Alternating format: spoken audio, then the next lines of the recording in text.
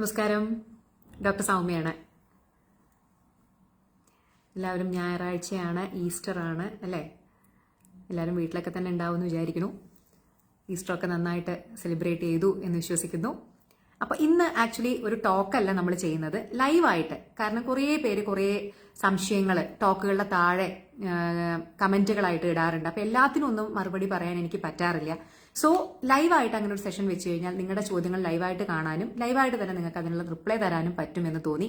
ഇങ്ങനെയുള്ള സെഷൻസ് നമുക്ക് ഇടയ്ക്ക് വെക്കാം. അപ്പോൾ അത് കുറച്ചുകൂടി ഇന്ററാക്റ്റീവ് ആയിരിക്കും, നിങ്ങൾക്ക് കുറച്ചുകൂടി ഹെൽപ്ഫുൾ ആയിരിക്കും എന്ന് എനിക്ക് തോന്നുന്നു. സോ ആളുകൾ ലൈവിൽ വന്ന് തുടങ്ങിയിട്ടുണ്ട്. സംശയങ്ങൾ എന്താണ്? നിങ്ങൾക്ക് വൈദ്യശാസ്ത്രപരമായിട്ടുള്ള സംശയങ്ങൾ, പ്രത്യേകിച്ച് കുട്ടികളുടെയും സ്ത്രീകളുടെയൊക്കെ, അത് ഞാൻ പ്രത്യേകിച്ച് പറയുന്നത് ഞാനൊരു കുട്ടികളുടെ സ്പെഷ്യലിസ്റ്റ് ആയതുകൊണ്ടാണ്. ഏത് സംശയങ്ങൾ വേണമെങ്കിലും ചോദിക്കാം, എൻ്റെ അറിവിനനുസരിച്ചിട്ട് ഉത്തരം പറയാൻ ഞാൻ ശ്രമിക്കാം. ഓക്കെ, യെസ്, ആളുകൾ കണ്ടു തുടങ്ങിയിട്ടുണ്ട്. സംശയങ്ങൾ ചോദിച്ചു കഴിഞ്ഞാൽ പിന്നെ ഒരു സംശയത്തിന് ഉത്തരം പറയുന്ന സമയത്ത് വേറെ സംശയങ്ങൾ ഇടരുത്, കാരണം അത് ചിലപ്പോൾ മിസ്സായി പോവും. ഞാൻ കണ്ടിട്ടില്ല എന്നുണ്ടെങ്കിൽ ഒന്നുകൂടി കമന്റ് ചെയ്ത് ഇടുക. അപ്പോൾ നമ്മൾ ഒരു സംശയത്തിനും ആൻസർ പറയുന്ന സമയത്ത് വരുന്ന മെസ്സേജുകൾ ചിലപ്പോൾ ഞാൻ വിട്ടുപോകാനുള്ള സാധ്യതയുണ്ട്, അതുകൊണ്ട് പറയണം കേട്ടോ. ഓക്കെ, നിങ്ങളൊന്ന് ഒരു കമന്റ് ബോക്സിൽ ആരെങ്കിലും ഒരു ഹായ് അയച്ചു കഴിഞ്ഞാൽ എനിക്ക് കമന്റ് ബോക്സ് വന്ന് തുടങ്ങും. കാണുന്നില്ലേ? എല്ലാവർക്കും കാണുന്നില്ലേ live? Yes, Prince Kurian hi doctor എന്ന് പറഞ്ഞിട്ടുണ്ട്. Hi Prince. ഈസ്റ്ററൊക്കെ അടിപൊളിയായിരുന്നോ? ഈസ്റ്ററൊക്കെ അടിച്ചു പൊളിച്ചോ? വേറെന്താണ്? Yes yes, hi hi Sivadasan, hello, hi Sivadasan. Okay, അപ്പൊ എല്ലാവർക്കും ഹായ്, എല്ലാവർക്കും ഹായ്. സംശയങ്ങൾ ചോദിച്ചു തുടങ്ങിക്കോളൂ, സംശയങ്ങളുള്ളവർ. രജാങ്ക് ഹായ് പറഞ്ഞിട്ട്, ഫൈസൽ ഹായ്, അജയ്കുമാർ ഹായ്, എല്ലാവർക്കും ഹായ് കേട്ടോ. യെസ്, സംശയങ്ങളുണ്ടെങ്കിൽ നമുക്ക് ചോദിച്ചു തുടങ്ങാം കേട്ടോ, സമയം കളയണ്ടല്ലോ. യെസ്, സോബിൻ ചോദിച്ചിരിക്കുന്നത് കുട്ടികൾ കട്ടിലിൽ നിന്ന് വീണാൽ ആദ്യം ചെയ്യേണ്ടത് എന്താണെന്നുള്ളതാണ്. നോക്കൂ, കുട്ടികളിലെ വീഴ്ച എന്ന് പറയുന്നത് വലിയൊരു പ്രശ്നമാണ് അല്ലെ? അപ്പോൾ അവർ നടന്നു തുടങ്ങുന്ന പ്രായം, അതായത് ഒരു വയസ്സൊക്കെ കഴിഞ്ഞ് 1.5, 2.5 വയസ്സിലൊക്കെയാണ് കുട്ടികൾ ചടപടവെന്ന് പറഞ്ഞ് വീഴും, കട്ടിലിൽ നിന്ന് വീഴും, കസേരയിൽ നിന്ന് വീഴും, അങ്ങനെ പല പല വീഴ്ചകൾ ഉണ്ടായിരിക്കും. നോക്കൂ, വീട് കഴിഞ്ഞു കഴിഞ്ഞാൽ നമ്മൾ ശ്രദ്ധിക്കേണ്ട കുറച്ച് കാര്യങ്ങളുണ്ട്. ആദ്യത്തെ ഒരു 48 മുതൽ 72 മണിക്കൂർ വരെ കുട്ടി ഛർദ്ദിക്കുന്നുണ്ടോ, ഇടവിട്ട് ഛർദ്ദിക്കുന്നുണ്ടോ? കാരണം നമ്മുടെ പേടി എന്താണ്? എവിടെയെങ്കിലും തലയിടിച്ച് തലയുടെ ഉള്ളിൽ രക്തസ്രാവം ഉണ്ടായോ എന്നുള്ളതാണ് നമ്മുടെ ടെൻഷൻ. സോ അതിന്റെ ലക്ഷണങ്ങൾ എന്ന് പറയുന്നത് കുട്ടിക്ക് അടിക്കടി ഉണ്ടാവുന്ന ഛർദി, അപസ്മാരം, അതുപോലെ തന്നെ കുട്ടിക്ക് ബോധക്ഷയം, ബോധം പോവുക, അതുപോലെ തന്നെ നോർമൽ ആയിട്ടുള്ള ബോധമണ്ഡലത്തിൽ വ്യത്യാസം വരിക. അതായത് കുട്ടി ഭയങ്കര ലതാർജിക് ആയിട്ട്, ടയേർഡായിട്ട്, നിങ്ങൾ വിളിക്കുമ്പോൾ മിണ്ടാതിരിക്കുക, അങ്ങനെയൊക്കെ ഉണ്ടെങ്കിൽ. പിന്നെ ENT ബ്ലീഡ്, നമ്മുടെ മൂക്കിൽ കൂടിയും ചെവിയിൽ കൂടിയും ബ്ലഡ് വരിക, ഇങ്ങനെ എന്തുണ്ടെങ്കിലും നമ്മളെ ഉടൻ തന്നെ ഡോക്ടറെ അടുത്ത് പോകണം കേട്ടോ. കാരണം CT സ്കാൻ എടുത്ത് നോക്കേണ്ടത് വളരെ ഇമ്പോർട്ടന്റ് ആണ്. എങ്കിൽ മാത്രമേ നമുക്ക് തലയ്ക്കുള്ളിൽ എന്തെങ്കിലും രക്തസ്രാവം ഉണ്ടോ എന്ന് അറിയാൻ പറ്റുകയുള്ളൂ. സോ വീണ് കഴിഞ്ഞു കഴിഞ്ഞാൽ അടിക്കടിയുള്ള ഛർദി, ചെവിയിൽ നിന്നും മൂക്കിൽ നിന്നും ചോര വരിക, കുട്ടിക്ക് അപസ്മാരം വരിക, കുട്ടിക്ക് ബോധക്ഷയം ഉണ്ടാവുക, ഇങ്ങനെ എന്തുണ്ടെങ്കിലും ഉടൻ തന്നെ ഡോക്ടറെ കാണിക്കേണ്ടത് വളരെ അത്യാവശ്യമാണ്. യെസ്, അപ്പൊ ആദ്യത്തെ ചോദ്യത്തിന് ഉത്തരം കിട്ടി എന്ന് വിശ്വസിക്കുന്നു. സോബിനാണ് ചോദിച്ചത്. അടുത്ത ചോദ്യം ചോദിച്ചോളൂ. യെസ്, എല്ലാവർക്കും ഹായ്, എല്ലാവർക്കും ഹായ്. യെസ്, കുട്ടികളിലെ വീഴ്ചയെ പറ്റിയിട്ടാണ് നമ്മളിപ്പോൾ സംസാരിച്ചത്. വേറെ അടുത്ത ചോദ്യം,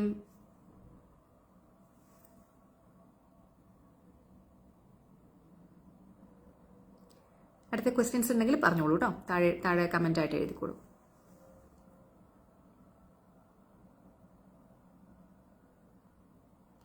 വേറെന്തൊക്കെയുണ്ട് വിശേഷങ്ങള്? എല്ലാവരും സുഖമായിരിക്കുന്നില്ലേ? ഇന്ന് എനിക്ക് ഓഫ് ഡേ ആണ്, സൺഡേ ആയതുകൊണ്ട് തന്നെ ഓഫാണ്.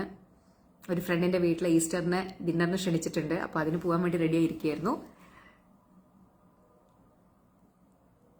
വേറെ സംശയങ്ങളൊന്നും ഇല്ലേ? എല്ലാവരും കുറെ ഹായും ലവ് ഒക്കെ അയക്കുന്നുണ്ട്, എല്ലാവർക്കും ലവ്. പക്ഷെ ഇന്ന് നമ്മുടെ ചോദ്യോത്തര സെഷനാണ്, അപ്പൊ ചോദ്യങ്ങളാണ് ഞാൻ എക്സ്പെക്ട് ചെയ്യുന്നത്. മാക്സിമം ചോദ്യങ്ങൾ വരട്ടെ, അപ്പോഴല്ലേ അത് ബാക്കിയുള്ളവർക്ക്. യെസ്, മുണ്ടി വീക്കത്തിന് സൊല്യൂഷൻ പറഞ്ഞു തരൂ. നോക്കൂ, മുണ്ടി നീര് എന്ന് പറയുന്നത്, അതായത് കണ്ട വീക്കം, മുണ്ടി നീര് എന്നൊക്കെ പറയുന്നത് മംസിനെയാണ്. മംസ് എന്ന് പറഞ്ഞു കഴിഞ്ഞാൽ എന്താണ്? ആക്ച്വലി മംസ് പ്രിവെന്റബിൾ ആണ്, അതായത് നമുക്കത് പ്രതിരോധിക്കാൻ പറ്റും. കാരണം മംസിനെതിരെ MMR വാക്സിൻ നമുക്ക് അവൈലബിൾ ആണ്. സോ 2 കുത്തിവയ്പ്പുകൾ 4 മുതൽ 6 ആഴ്ച ഡിഫറൻസിൽ എടുത്തു കഴിഞ്ഞാൽ നിങ്ങൾക്ക് മംസ്, മീസിൽസ്, അതായത് 5-ാം പനി, മുണ്ടിനീര് അഥവാ കണ്ടവീക്കം, റുബല്ല, ഈ 3 രോഗങ്ങളിൽ നിന്ന് നല്ല പ്രൊട്ടക്ഷൻ കിട്ടും കേട്ടോ. അപ്പോൾ എല്ലാവരുമായി MMR വാക്സിൻ എടുക്കുക കുട്ടികൾക്ക് എന്നുള്ളതാണ് ഏറ്റവും ഇമ്പോർട്ടന്റ് ആയിട്ടുള്ള കാര്യം. ഇനി അത് വന്നു കഴിഞ്ഞാൽ അതൊരു വൈറൽ, നോർമലി അത് ഇവിടെയുള്ള സലൈവറി ഗ്ലാൻഡ്, അതായത് നമ്മുടെ പരോട്ടിഡ് എന്ന് പറയുന്ന ഇവിടെയൊക്കെ ധാരാളം നമുക്ക് സലൈവറി ഗ്ലാൻഡുകളുണ്ട്, അതായത് നമ്മുടെ ഉമിനീർ ഗ്രന്ഥികൾ. ആ ഉമിനീർ ഗ്രന്ഥിയിൽ ഉണ്ടാവുന്ന ഒരു വീക്കം അല്ലെങ്കിൽ അതിന്റെ ഒരു ഇൻഫെക്ഷൻ ആണ് ഈ പറയുന്ന മംസ്. അപ്പോൾ അതിന് ആക്ച്വലി നമ്മൾ കൂടുതലായിട്ട് മരുന്നിന്റെ ആവശ്യമൊന്നുമില്ല, യൂഷ്വലി വൈറലാണ്. സോ അത് നമുക്ക് പനി ഉണ്ടാവും അതിന്റെ കൂടെ, ഇവിടെ അങ്ങനെ വീർത്ത് വരും, വേദന ഉണ്ടാവും, വായ തുറക്കാനൊക്കെ കുറച്ച് വേദന ഉണ്ടാവും. അപ്പോൾ പനിയുടെ മരുന്നായിട്ടുള്ള പാരസിറ്റമോൾ നമ്മൾ കൊടുക്കാം. പാരസിറ്റമോൾ ഈ വേദന കുറയ്ക്കാനും സഹായിക്കും. പിന്നെ പുളിപ്പുള്ള ഭക്ഷണങ്ങൾ കൊടുക്കുക, അതായത് ഇവിടെ തുപ്പൽ അല്ലെങ്കിൽ നമ്മുടെ സലൈവ ഉമിനീര് കെട്ടിക്കിടന്നു കഴിഞ്ഞാൽ ഈ വേദന കൂടും, ഇവിടുത്തെ നീരും കൂടും. സോ ആ ഉമിനീര് നല്ലപോലെ വായിലേക്ക് വരാൻ ഉതകുന്ന പുളിപ്പുള്ള, ഇപ്പൊ നമ്മുടെ നാരങ്ങ മിഠായി പോലത്തെ സംഗതികളെ ആ കുട്ടികളൊക്കെ കൊടുത്തു കഴിഞ്ഞാൽ, അല്ലെങ്കിൽ അത് മുണ്ടിനീര് വന്ന ആളുകൾക്ക് കൊടുത്തു കഴിഞ്ഞാൽ ഈ സലൈവ കൂടുതൽ പ്രൊഡ്യൂസ് ചെയ്യുന്നത് കാരണം ആ സലൈവ കെട്ടിക്കിടക്കാതെ അത് വായിലേക്ക് ഒഴുകി വരും. സോ ഇത് ആക്ച്വലി ഒരു 1-2 ആഴ്ച കൊണ്ടൊക്കെ പ്രോപ്പറായിട്ട് മാറുന്ന അസുഖമാണ്. പക്ഷെ ഇതുണ്ടെങ്കിൽ കുട്ടികളെ പുറത്തേക്ക് വിടരുത്, ഇത് പകരുന്ന അസുഖമാണ് കേട്ടോ. ഓക്കെ, ഇന്ന് വിഷയമൊന്നുമില്ല. ഇന്ന് എന്താണ് വിഷയം എന്ന് കുറെ പേര് ചോദിച്ചിട്ടുണ്ട്, ഇപ്പൊ ജോയിൻ ചെയ്തവരായിരിക്കും. ഇന്ന് നമ്മൾ ലൈവായിട്ട് നിങ്ങളുടെ സംശയങ്ങൾക്കുള്ള ഉത്തരം പറയാണ്. ഇപ്പൊ 2 ക്വസ്റ്റ്യൻസ് വന്നിട്ടുണ്ടായിരുന്നു. കുട്ടികൾ വീണാൽ എന്താണ് ചെയ്യേണ്ടത്, അതിന്റെ ആൻസർ പറഞ്ഞു. ഇപ്പൊ പറഞ്ഞത് മുണ്ടിനീര് അഥവാ മംസ് എന്ന് പറയുന്ന അസുഖത്തിന്റെ ട്രീറ്റ്മെന്റ് എന്താണ്.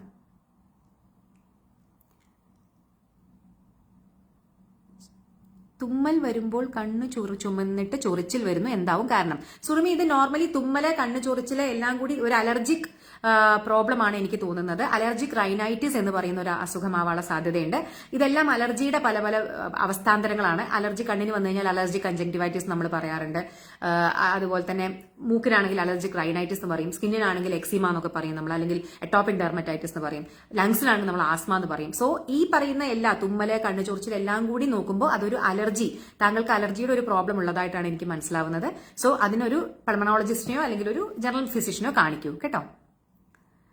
ഭക്ഷണം തൊണ്ടയിൽ കുടുങ്ങിയാൽ ഫസ്റ്റ് ആയി ചെയ്യേണ്ടത് എന്താണ് എന്ന് ചോദിച്ചു കഴിഞ്ഞാൽ കുട്ടികളിലും വലിയ ആളുകളിലും വ്യത്യാസമാണ്. കുട്ടികളിൽ നമ്മൾ കുട്ടികളെ കമിഴ്ത്തി കിടത്തിയിട്ട്, അതായത് ചെറിയ കുട്ടിയാണെങ്കിൽ ഒരു വയസ്സ് 2 വയസ്സൊക്കെ ഉള്ള കുട്ടിയാണെങ്കിൽ പുറത്ത് നല്ലപോലെ ശക്തിയായിട്ട് തട്ടി കൊടുക്കണം. നമ്മുടെ പേജിൽ അതിന്റെ ഡെമോൺസ്ട്രേഷൻ ഞാൻ ചെയ്തിട്ടുണ്ടായിരുന്നു, ആ വീഡിയോസ് നിങ്ങൾക്ക് അവൈലബിൾ ആയിരിക്കും പേജിൽ. അപ്പൊ കുഞ്ഞിനെ കമിഴ്ത്തി കിടത്തി പിന്നിൽ നല്ലപോലെ ഇതുപോലെ അടിക്കുകയും തിരിച്ച് കിടത്തി ഇങ്ങനെ നടുവിൽ, അത് ആക്ച്വലി ഞാൻ പറഞ്ഞു കഴിഞ്ഞാൽ ശരിയാവില്ല. ആളുകളാണെന്നുണ്ടെങ്കിൽ ഹെംലിക് മാനുവർ എന്ന് പറയുന്ന ഒരു സംഭവമാണ് ചെയ്യേണ്ടത്. അത് ആളുടെ പിന്നിൽ നിന്ന് ജസ്റ്റ് ഇങ്ങനെ ഈ പൊക്കിളുടെ താഴെയായിട്ട് ജസ്റ്റ് ഇങ്ങനെ പ്രഷർ കൊടുത്തു കഴിഞ്ഞാൽ അത് ചിലപ്പോൾ തൊണ്ടയിൽ കുടുങ്ങിയിരിക്കുന്ന ഭക്ഷണം അങ്ങനെ തന്നെ അവരങ്ങനെ ഛർദ്ദിച്ച് മുന്നോട്ട് തുപ്പിക്കളയാനുള്ള സാധ്യതയുണ്ട്. സോ അത് വലിയ ആളുകളിലും കുട്ടികളിലും വ്യത്യസ്തമാണ് കേട്ടോ. കുട്ടികൾ സംസാരം തുടങ്ങാൻ വൈകുന്നതിന് എന്താണ് കാരണം? എപ്പോൾ കുട്ടികൾ സംസാരിച്ചു തുടങ്ങും? നോക്കൂ, കുട്ടികളുടെ സംസാരം തുടങ്ങുന്നത് ആക്ച്വലി ഒരു 4 മാസമൊക്കെ ആകുമ്പോൾ അവർ ആ ഊ എന്നൊക്കെ പറയാൻ തുടങ്ങും.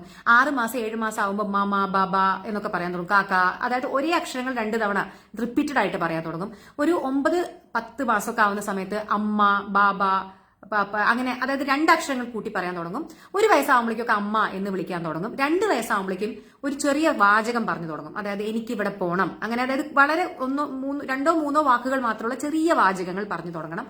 3 വയസ്സായ കുട്ടി സ്വന്തം എക്സ്പീരിയൻസ് അല്ലെങ്കിൽ ചെറിയൊരു കാര്യമൊക്കെ ഒരു കഥ പോലെ പറയാനുള്ള കഴിവ് വരും. ഒരു 4 വയസ്സൊക്കെ ആകുമ്പോഴേക്കും ശരിക്കും ഒരു കഥ പറയാൻ, അതായത് മലയാളത്തിൽ ഇപ്പോൾ ഒരു കാക്കടിയും പൂച്ചടിയും കഥയൊക്കെ പറയുക, അങ്ങനെ പറയാനുള്ള ഒരു കഴിവ് വരും. അപ്പോൾ പറഞ്ഞു വന്നത് 1 വയസ്സാകുമ്പോഴേക്കൊക്കെ അമ്മ എന്നെങ്കിലും അല്ലെങ്കിൽ 1-1.5 വയസ്സാകുമ്പോഴേക്കെങ്കിലും അമ്മ എന്നൊക്കെ പറഞ്ഞു തുടങ്ങണം. അറ്റ്ലീസ്റ്റ് 2 വയസ്സാകുമ്പോഴേക്കെങ്കിലും അത്യാവശ്യം ഒരു 8-10 വാക്കെങ്കിലും കുട്ടി പറഞ്ഞു തുടങ്ങണം.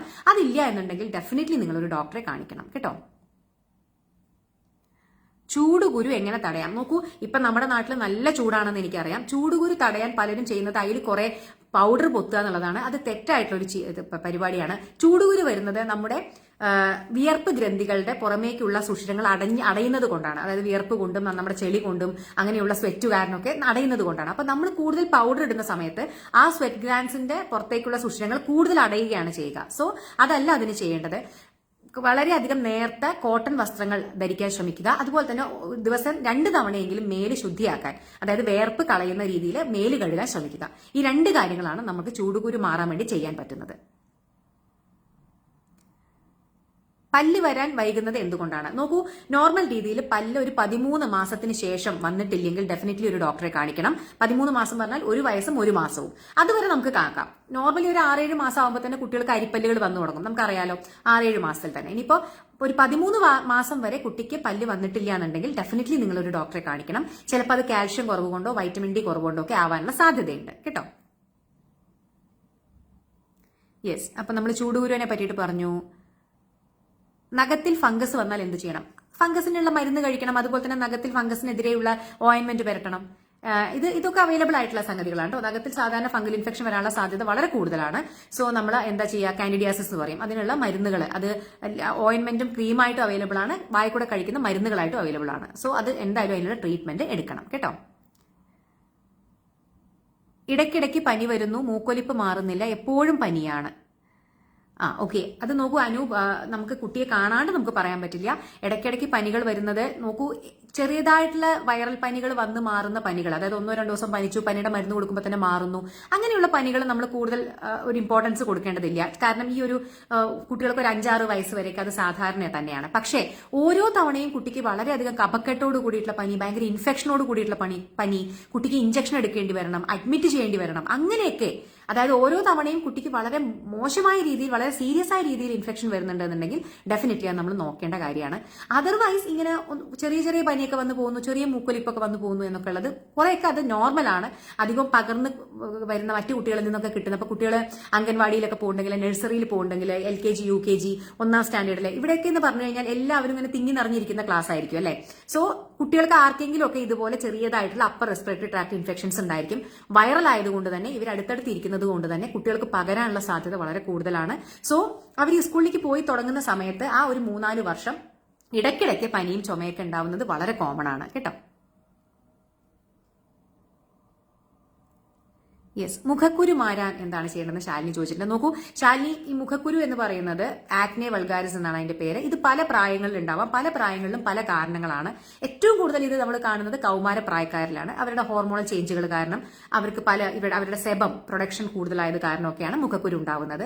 സോ അതിന് നമുക്ക് 2-3 തരത്തിലുള്ള ട്രീറ്റ്മെന്റ് മൊഡാലിറ്റീസ് ഉണ്ട്. ചിലപ്പോൾ നമുക്ക് വായക്കൂടെയുള്ള മരുന്നുകൾ, അത് എത്രത്തോളം വലിയ മുഖക്കുരു ആണ് എന്നനുസരിച്ചിട്ടാണ് നമ്മൾ ട്രീറ്റ്മെന്റ് എന്ത് വേണമെന്ന് തീരുമാനിക്കുന്നത്.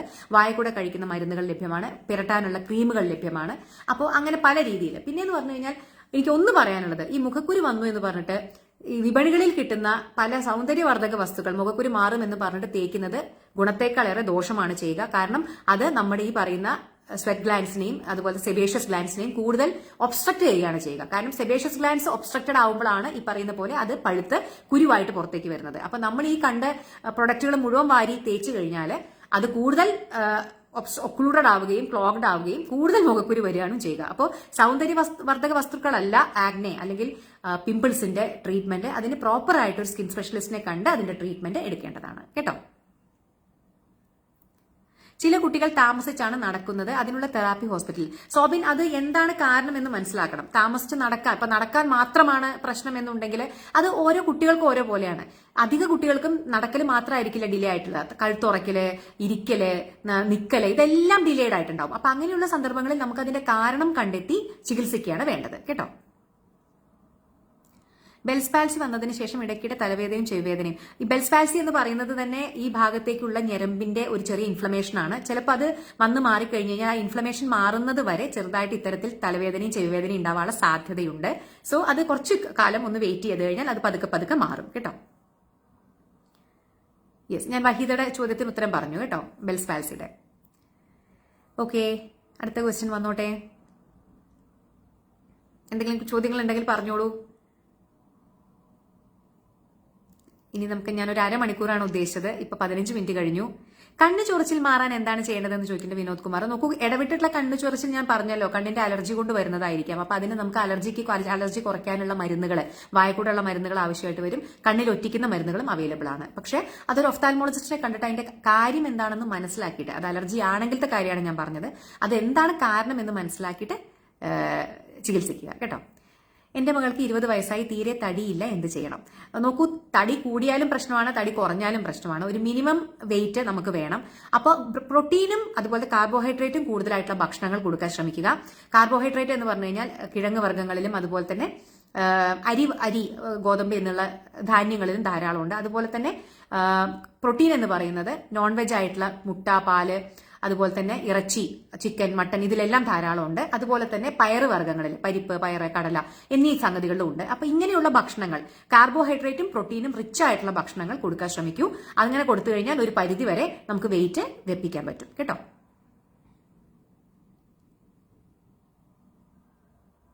കൊറിയോഡ് പ്ലെക്സസ് സിസ്റ്റ് നോക്കൂ, സാധാരണ രീതിയിൽ കൊറിയോഡ് പ്ലെക്സസ് സിസ്റ്റ് കുട്ടികളിൽ വലിയ പ്രശ്നങ്ങളൊന്നും ഉണ്ടാക്കാറില്ല. അത് സാധാരണ ഒരു സ്കാൻ എടുത്ത് നോക്കുമ്പോൾ ഒരു ആക്സിഡന്റൽ ഫൈൻഡിംഗ് ആയിട്ട് കാണുന്നതാണ്. നോർമൽ രീതിയിൽ കൊറിയോഡ് പ്ലെക്സസ് സിസ്റ്റ് നോർമലി പ്രശ്നങ്ങളൊന്നും ഉണ്ടാക്കാറില്ല കേട്ടോ. CRP കൂടാൻ എന്താണ് കാരണമെന്ന് ഷിനി ചോദിച്ചിട്ടുണ്ട്. CRP എന്ന് പറയുന്നത് സി റിയാക്റ്റീവ് പ്രോട്ടീൻ എന്ന് പറയും. അത് നമ്മൾ രക്തത്തിൽ ചെയ്തു നോക്കുന്നത് നമ്മുടെ രക്തത്തിൽ ഇൻഫെക്ഷൻ ഉണ്ടോ എന്ന് അറിയാനാണ്. അതായത് രക്തത്തിൽ അണുബാധ ഉണ്ടോ എന്ന് അറിയാനാണ്.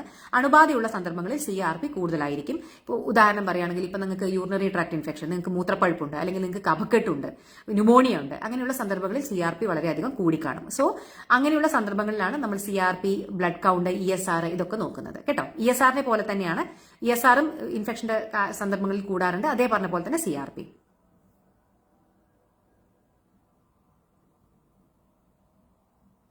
വേറെ എന്തെങ്കിലും ഇനി സംശയങ്ങളുണ്ടോ?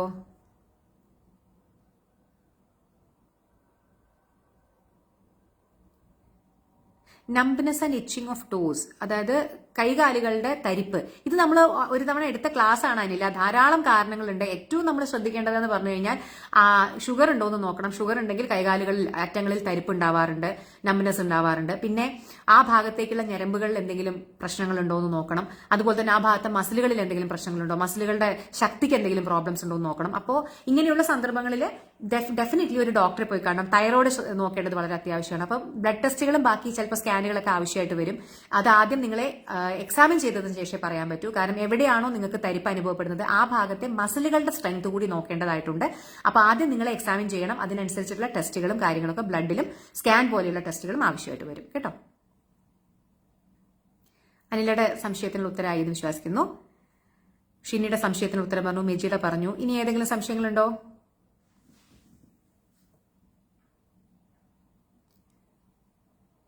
യെസ്. ഒരു മാസം പീരീഡ്സ് വന്നില്ല, കുഴപ്പമുണ്ടോ? ഒരു മാസം ജസ്റ്റ് സ്കിപ്പായി അടുത്ത മാസം വന്നു, പിന്നെ റെഗുലർ ആയിട്ട് വരുന്നു എന്നുണ്ടെങ്കിൽ കുഴപ്പമില്ല. ചിലപ്പോൾ ചില സന്ദർഭങ്ങളിൽ നമുക്ക് സ്ട്രെസ്സും സ്ട്രെയിനും ഒക്കെ കൂടുന്ന സന്ദർഭങ്ങളിൽ അങ്ങനെ പീരീഡ്സ് സ്കിപ്പ് ആവാറുണ്ട്. പക്ഷേ നിരന്തരമായിട്ട് ഇറഗുലർ പീരീഡ്സ് ആണെന്നുണ്ടെങ്കിൽ ഡെഫിനറ്റ്ലി നിങ്ങൾ നോക്കണം കേട്ടോ. പിന്നെ ഒരു മാസം പീരീഡ്സ് വന്നില്ല എന്നുണ്ടെങ്കിൽ നിങ്ങൾ കല്യാണം കഴിഞ്ഞൊരു സ്ത്രീ ആണെങ്കിൽ ഡെഫിനറ്റ്ലി നിങ്ങൾ കൺസീവ് ചെയ്തിട്ടുണ്ടോ, അതായത് ഗർഭിണി ആയിട്ടുണ്ടോ എന്നുള്ളത് നോക്കേണ്ടത് വളരെ അത്യാവശ്യമാണ്. അപ്പോൾ അത് ആദ്യം നോക്കുക. ഇല്ല എന്നുണ്ടെങ്കിൽ വെയിറ്റ് ചെയ്യുക. ഒട്ടും തന്നെ പിന്നെ പീരീഡ്സ് വരുന്നതേ ഇല്ല എന്നുണ്ടെങ്കിൽ ഒരു ഗൈനക്കോളജിസ്റ്റിനെ ഡെഫിനറ്റ്ലി കാണണം. ഇടവിട്ട് തന്നെ അങ്ങനെ ഇറഗുലർ ആയിട്ടാണ് നിങ്ങളുടെ പീരീഡ്സ് വരുന്നത് എന്നുണ്ടെങ്കിൽ ഡെഫിനറ്റ്ലി അത് ഒരു ഡോക്ടറെ കണ്ട് കാരണം മനസ്സിലാക്കി ചികിത്സിക്കേണ്ടതാണ്. മോന് 3 വയസ്സ് വരെ വിക്ക് ഉണ്ടായിരുന്നില്ല, ഇപ്പൊ 7 വയസ്സായി സംസാരിക്കുമ്പോൾ വിക്കുണ്ട്. നോക്കൂ, സാധാരണ രീതിയിൽ കുട്ടികൾ സംസാരിക്കുന്ന സമയത്ത് വിക്ക് വരുന്നത് വളരെ സാധാരണമാണ്. പിന്നെ ആദ്യം വിക്ക് ഉണ്ടായിരുന്നില്ല പിന്നെ വിക്ക് വരുന്നു എന്ന് പറയുകയാണെങ്കിൽ ചിലപ്പോൾ കുട്ടികൾ കൂടുതൽ ഭയങ്കര സ്പീഡിൽ സംസാരിക്കുന്ന സമയത്ത്, വളരെ എക്സൈറ്റഡ് ആയിട്ട് സംസാരിക്കുന്ന സമയത്തൊക്കെ വിക്ക് കാണാറുണ്ട്. അപ്പൊ അത് 90% കേസുകളിലും ഒരു പ്രശ്നം ഉണ്ടാകുന്നതല്ല. പലപ്പോഴും കുട്ടികൾക്ക് ടെൻഷൻ വരും. നമ്മൾ ഈ വിക്ക് കേൾക്കുന്ന സമയത്ത് നമ്മൾ നമ്മുടെ ടെൻഷൻ കൊണ്ട് കുട്ടീനെയും ടെൻഷൻ അടുപ്പിക്കും, അല്ലെങ്കിൽ നമ്മൾ ആ കുട്ടിയുടെ വിക്കിനെ പറ്റി കൂടുതൽ സംസാരിക്കും. അപ്പോൾ കുട്ടിക്ക് കൂടുതൽ ടെൻഷൻ ആവും. അപ്പോൾ സംസാരത്തിൽ ടെൻഷൻ കൂടുന്നത് കൊണ്ട് തന്നെ, സ്ട്രെസ് കൂടുന്നത് കൊണ്ട് തന്നെ കുട്ടി കൂടുതൽ വിൽക്കാൻ തുടങ്ങും. സോ നമ്മൾ വിക്ക് ഉണ്ടെന്നുണ്ടെങ്കിൽ ഡെഫിനറ്റ്ലി ഒരു ഡോക്ടറെ കാണിക്കണം, ഒരു സ്പീച്ച് തെറാപ്പിസ്റ്റിനെ കാണിക്കണം. പക്ഷേ അധിക വിക്കലുകളും കുട്ടികൾ ഇങ്ങനെ സ്പീഡിൽ സംസാരിക്കാൻ ശ്രമിക്കുന്നത് കൊണ്ടും നമ്മൾ വലിയ ആളുകൾ സംസാരിക്കുന്നതിനെ അനുകരിക്കാൻ ശ്രമിക്കുന്നത് കൊണ്ടും വളരെ എക്സൈറ്റഡ് ആയിട്ട് സംസാരിക്കുന്നത് കൊണ്ടൊക്കെ സംഭവിക്കുന്നതാണ് അധിക കേസുകളിലും പ്രശ്നങ്ങൾ. അതായത് വിക്ക് ഭാവിയിലേക്ക് ഉണ്ടാവാനുള്ള സാധ്യത വളരെ കുറവാണ്. പിന്നെ ഇത് കണ്ടിന്യൂസ് ആയിട്ട് നിൽക്കുകയാണെങ്കിൽ ഡെഫിനറ്റ്ലി ഒരു ENT ഡോക്ടറെയും അതുപോലെ തന്നെ ഒരു സ്പീച്ച് തെറാപ്പിസ്റ്റിനെയും നിങ്ങൾ കാണേണ്ടത് വളരെ അത്യാവശ്യമാണ്. കുട്ടികളുടെ വെയിറ്റ് ഗെയിനിനെ പറ്റി പറയുമെന്ന് ചോദിച്ചു കഴിഞ്ഞാൽ, കുട്ടികളെ വെയിറ്റ് ഗെയിനിനെ പറ്റി അങ്ങനെ ജനറലായിട്ട് പറയാനേ സാധിക്കൂ. നോർമൽ രീതിയിൽ ഒരു നല്ല ജനിക്കുന്ന സമയത്ത് ഒരു കുട്ടി ഒരു 2.5 മുതൽ 3 കിലോ വരെ തൂക്കം വേണം. ഒരു വയസ്സാവുമ്പോഴേക്കും ഏകദേശം അതിന്റെ ഒരു 3 ഇരട്ടി, ഇപ്പൊ 3 കിലോ ഉണ്ടായിരുന്ന കുട്ടിയാണെങ്കിൽ ഒരു 9 കിലോ ആവണം ഒരു വയസ്സാവുമ്പോഴേക്കും. അത് കഴിഞ്ഞിട്ട് 2 വയസ്സാവുമ്പോഴേക്കും അതിനുശേഷം പിന്നെ ഒരു 7 വയസ്സ് വരെയൊക്കെ ഒരു 2-3 കിലോ, ഒരു വർഷം ഒരു 2 to 3 kg എന്ന് വേണമെങ്കിൽ പറയാം. ഏകദേശം കൗമാരപ്രായം വരെ വർഷത്തിൽ ഒരു 2 കിലോ കൂടുക എന്നുള്ളതാണ് നമ്മൾ ഏകദേശം വെക്കുന്ന ഒരു വെയിറ്റ്. മനസ്സിലായില്ലേ? അതായത് ജനിച്ച വെയിറ്റ് 1 വയസ്സാവുമ്പോഴേക്കും 3 ടൈംസ് ആവണം. അതിനുശേഷം ഏകദേശം കൗമാരപ്രായം വരെ ഓരോ വർഷവും ഏകദേശം 2 കിലോ എങ്കിലും, 2 to 3 കിലോ എന്ന് പറയാം നമുക്ക്, 2 കിലോ എങ്കിലും ഓരോ വർഷവും കൂടണം കേട്ടോ. തൈറോയ്ഡ് സർജറി കഴിഞ്ഞവർ കഴിക്കേണ്ടാത്ത ഫുഡ് ഏതൊക്കെയാണ്? അങ്ങനെ ശോഭ കഴിക്കേണ്ടാത്ത ഫുഡൊന്നുമില്ല. തൈറോയിഡിന് പ്രോബ്ലം, അതായത് ഹൈപ്പോ തൈറോയിഡിസം, തൈറോയിഡ് ലെവൽ കുറവുള്ള ആളുകൾ ജനറലി ക്യാബേജും കോളിഫ്ലവറും ഒഴിവാക്കാൻ പറയും. കഴിക്കുകയേ ചെയ്യേണ്ടെന്ന് പറയാറില്ല. കാരണം ക്യാബേജിലും കോളിഫ്ലവറിലും തൈറോയ്ഡ് ഹോർമോണിന് എഗെയിൻസ്റ്റ് പ്രവർത്തിക്കുന്ന ചില സംഭവങ്ങൾ ഉള്ളത് കൊണ്ട് തന്നെ തൈറോയിഡിന്റെ മരുന്നുകൾ കഴിക്കുന്നവരെ കൂടുതലായിട്ട് ഇത് കഴിക്കരുതെന്ന് പറയും. അതായത് നിങ്ങൾ എപ്പോഴെങ്കിലും ഒരു കോളിഫ്ലവർ കഴിച്ചോണ്ടോ ക്യാബേജ് കഴിച്ചോണ്ടോ ഒന്നും ഒരു കുഴപ്പമില്ല കേട്ടോ. പൂർണ്ണമായിട്ട് ഒഴിവാക്കേണ്ട കാര്യം അങ്ങനെ ഒരു ഭക്ഷണ സാധനങ്ങളും ഇല്ല. സ്ഥിരമായിട്ട് ക്യാബേജ് കഴിക്കുക, സ്ഥിരമായിട്ട് കോളിഫ്ലവർ കഴിക്കുന്നുണ്ടെങ്കിൽ അത് ഒഴിവാക്കാൻ പറയും കേട്ടോ. 8 വയസ്സുള്ള പെൺകുട്ടിക്ക് ഹൈറ്റ് 131 കുറവാണോ? നോക്കൂ, 4 വയസ്സുള്ള കുട്ടിക്ക് ഏകദേശം 100 സെന്റിമീറ്റർ ആണ് ഹൈറ്റ് വേണ്ടത്. അതിനുശേഷം കൗമാരപ്രായം വരെ ഏകദേശം 5 മുതൽ 6 സെന്റിമീറ്റർ പെർ ഇയർ വെച്ചിട്ടാണ് കൂടുന്നത്. സോ നിങ്ങളുടെ കുട്ടിക്ക് 100 സെന്റിമീറ്റർ 4 വയസ്സിൽ, 8 വയസ്സാകുമ്പോഴേക്കും അപ്പൊ 4 × 5 സെന്റിമീറ്റർ കൂടണം. അതായത് മിനിമം 20 സെന്റിമീറ്റർ എങ്കിലും കൂടണം. ഇപ്പൊ കുട്ടി 131 സെന്റിമീറ്റർ ഉണ്ടെന്ന് പറയുന്നു, നല്ല രീതിയിൽ കൂടിയിട്ടുണ്ട്. അതായത് 4 വർഷം കൊണ്ട് കുട്ടി 4 6 24 ഒരു 6 സെന്റിമീറ്റർ, ഒരു വർഷത്തിൽ 6 സെന്റിമീറ്ററിലധികം കൂടിയിട്ടുണ്ട്. സോ ഈ ഹൈറ്റ് കുഴപ്പമില്ലാത്ത ഹൈറ്റ് ആണ് കേട്ടോ, ഓക്കെ ആണ്. ഞാൻ കൗമാരപ്രായം വരെ എന്ന് പറയുന്നത് എന്തുകൊണ്ടാണെന്നറിയോ? കൗമാരപ്രായം കഴിഞ്ഞാൽ നിങ്ങൾക്ക് അറിയാലോ പെട്ടെന്നായിരിക്കും ഹൈറ്റും വെയിറ്റും കൂടുക. സോ അതുവരെയാണ് നമുക്ക് ഈ പറയുന്ന കണക്കുകളൊക്കെ ആപ്ലിക്കബിൾ ആവും. അത് കഴിഞ്ഞ് കഴിഞ്ഞാൽ അവർ ഒറ്റയടിക്ക് അങ്ങ് ഹൈറ്റ് വെക്കും, കുട്ടികൾ പെട്ടെന്ന് തന്നെ വെയിറ്റ് വെക്കും. പ്രത്യേകിച്ച് ആൺകുട്ടികളൊക്കെ ഭയങ്കര മസിൽ മാൻമാരാകും. അപ്പോൾ നമുക്ക് ഈ പറയുന്ന പോലെ ഇത്ര കൂടണം അത്ര കൂടണം എന്നൊന്നും പറയാൻ പറ്റില്ല. കൗമാരപ്രായം വരെ ഏകദേശം കണക്ക് ഇങ്ങനെയാണ്. ഓക്കെ, അപ്പൊ ഷീമയുടെ സംശയം പറഞ്ഞു, ശോഭ തൈറോയിഡിന്റെ സംശയം ചോദിച്ചു കഴിഞ്ഞു, അനീഷയുടെ 8 വയസ്സുള്ള കുട്ടിയുടെ സംശയം കഴിഞ്ഞു. ഓക്കെ, ഇനി എന്തെങ്കിലും സംശയങ്ങളുണ്ടോ?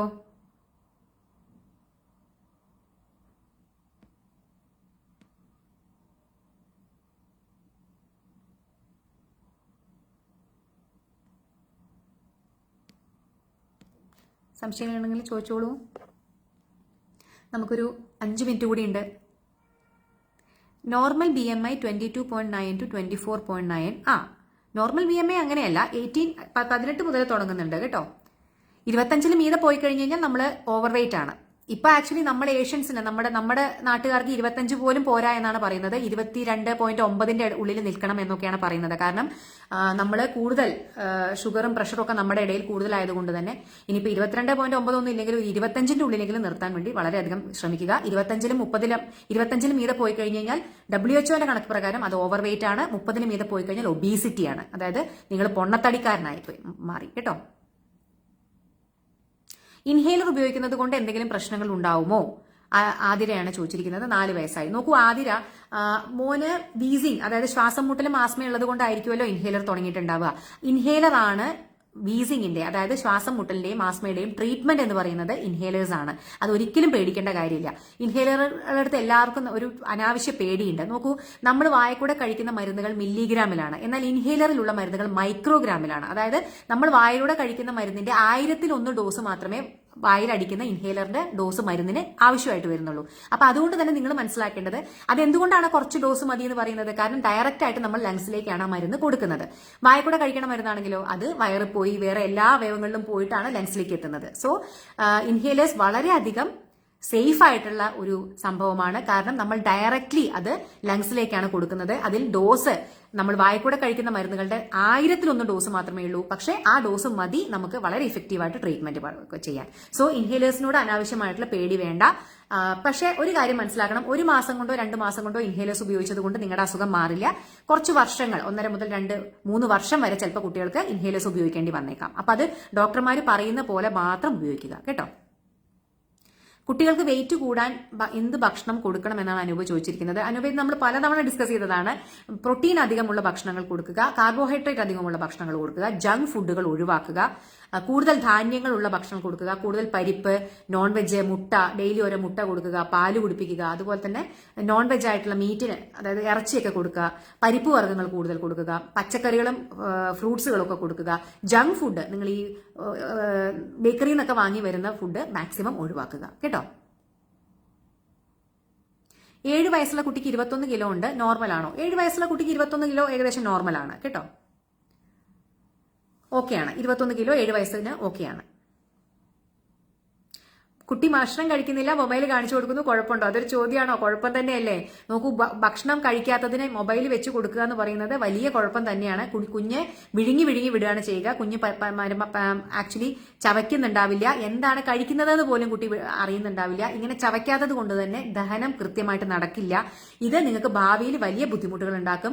അതുപോലെ തന്നെ കോൺസ്റ്റിപ്പേഷൻ പോലെ, മലബന്ധം പോലെയൊക്കെയുള്ള ബുദ്ധിമുട്ടുകൾ ഉണ്ടാക്കും. പിന്നെ ഭക്ഷണം എന്ന് പറയുന്നത് കുട്ടികൾ അറിഞ്ഞു കഴിക്കേണ്ട ഒരു സംഭവമാണ്. എന്താണ് കഴിക്കുന്നതെന്ന് അറിഞ്ഞ് ചവച്ച് വൃത്തിയായി കഴിക്കേണ്ട ഒരു വളരെയധികം റെസ്പോൺസിബിൾ ആയിട്ട് കഴിക്കേണ്ട ഒരു സംഭവമാണ്, ചെയ്യേണ്ട ഒരു സംഭവമാണ് ഭക്ഷണം കഴിക്കല്. പക്ഷെ പലപ്പോഴും നമ്മൾ ടിവിയും മൊബൈലും ഒക്കെ കാണിച്ചു കൊടുത്ത് ചെയ്യുമ്പോൾ കുട്ടിയുടെ കംപ്ലീറ്റ് ശ്രദ്ധ ടിവിയിലും മൊബൈലിലും ആയിരിക്കും.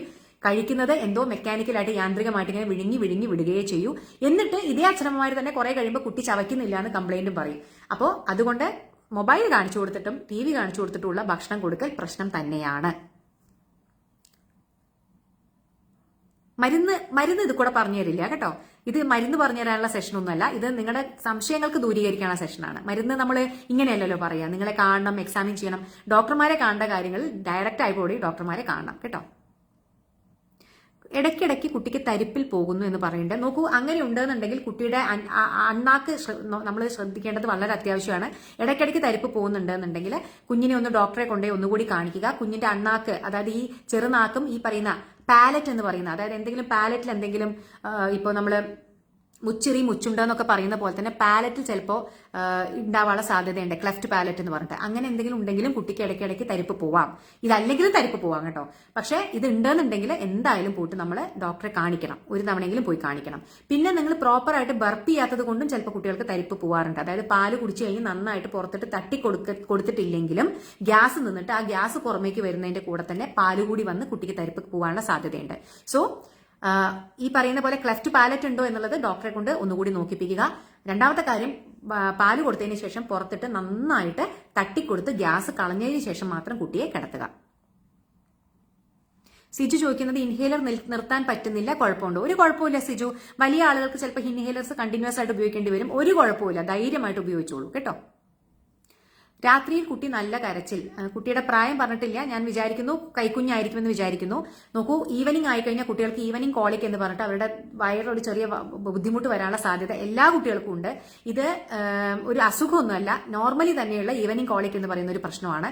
അപ്പോൾ അതിന് നമ്മൾ ചെയ്യേണ്ടത് പറഞ്ഞു കഴിഞ്ഞാൽ, ഞാൻ കുറച്ചു മുമ്പ് പറഞ്ഞ പോലെ തന്നെ നന്നായിട്ട് പാല് കുടിച്ചു കഴിഞ്ഞാൽ ഗ്യാസ് കളയുക. പിന്നെ ഇനി അതിലും ബുദ്ധിമുട്ടുണ്ടെന്നുണ്ടെങ്കിൽ നമ്മൾ ചെറുതായിട്ട് കോളിക്കേഡ് എന്നൊക്കെ പറയുന്ന ചില മരുന്നുകളൊക്കെ കൊടുക്കാറുണ്ട്, ഇങ്ങനെയുള്ള വയറിന്റെ ബുദ്ധിമുട്ട് മാറ്റാൻ വേണ്ടിയിട്ട്.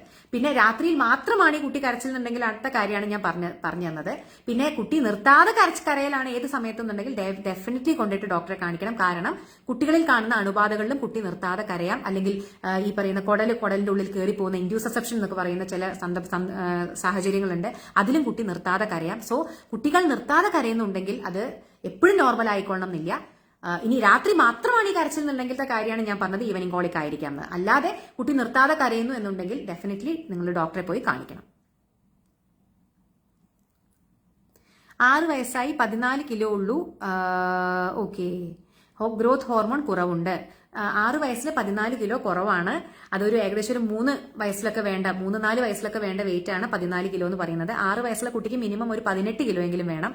മോന് വെയിറ്റ് കുറവുണ്ട്. അപ്പോൾ ഡോക്ടറെ, ഗ്രോത്ത് ഹോർമോണിന്റെ കുറവുണ്ടെങ്കിൽ അതിന്റെ ട്രീറ്റ്മെന്റ് എടുക്കുന്നുണ്ടാവുമല്ലോ. അപ്പോൾ അത് ട്രീറ്റ്മെന്റ് എടുക്കുന്ന ഡോക്ടറെ അടുത്ത് തന്നെ ഈ പറയുന്ന വെയിറ്റിന്റെ ഒരു ഇഷ്യൂ പറയുക. ഭക്ഷണത്തിൽ ശ്രദ്ധിക്കുക, നല്ല ന്യൂട്രീഷ്യസ് ആയിട്ടുള്ള ഭക്ഷണങ്ങൾ കൊടുക്കാൻ ശ്രമിക്കുക കേട്ടോ. ഓക്കെ, അപ്പൊ 7 മണിയായി. അപ്പോൾ ഇന്നത്തെ നമ്മുടെ സെഷൻ ഞാൻ പതുക്കെ വൈൻഡപ്പ് ചെയ്യുകയാണ്. 1-2 ക്വസ്റ്റ്യൻസ് ഉണ്ടെങ്കിൽ അവസാനമായിട്ട് നമുക്ക് നോക്കാം. ഒരു 1 or 2 ക്വസ്റ്റ്യൻസ് എന്തെങ്കിലും ഉണ്ടെങ്കിൽ പെട്ടെന്ന് ചോദിച്ചോളൂ. അരമണിക്കൂർ, ഞാൻ 6:30ക്കാണ് നമ്മൾ തുടങ്ങിയത്, 7 മണിയായി, ഹാഫ് ആൻ അവർ ആയി. അപ്പോൾ ഇത്രയും നേരം ഇത് കേട്ടിരുന്ന എല്ലാവർക്കും നന്ദി കേട്ടോ. ക്വസ്റ്റ്യൻസ് ചോദിച്ച എല്ലാവർക്കും താങ്ക് യു. സോ നിങ്ങൾ ഇത് മാക്സിമം ഷെയർ ചെയ്യണം. കാരണം ഇതേ ക്വസ്റ്റ്യൻസ് ചോദിക്കാൻ പറ്റാതെ പോയ, ലൈവ് കാണാൻ പറ്റാതെ പോയ നമ്മുടെ പ്രേക്ഷകരുണ്ടായിരിക്കും. അപ്പൊ അവർക്കും ഇതേ സംശയങ്ങൾ ഉണ്ടെങ്കിൽ ഈ സംശയങ്ങളുടെ ഉത്തരങ്ങൾ കേൾക്കാലോ. സോ എന്തെങ്കിലും ക്വസ്റ്റ്യൻസ് ഇനിയുണ്ടോ? 1-2 ക്വസ്റ്റ്യൻസ് കൂടി നമുക്ക് പെട്ടെന്ന് ഡീൽ ചെയ്യാം. അല്ല, ഇനി ക്വസ്റ്റ്യൻസ് കഴിഞ്ഞു എന്നുണ്ടെങ്കിൽ എല്ലാവർക്കും ഒരിക്കൽ കൂടി ഈസ്റ്റർ ആശംസകൾ നേരുന്നു. നല്ലൊരു സൺഡേ നേരുന്നു. ശുഭദിനം നേരുന്നു. ഓക്കെ, അപ്പൊ എല്ലാവർക്കും bye, take care, good night.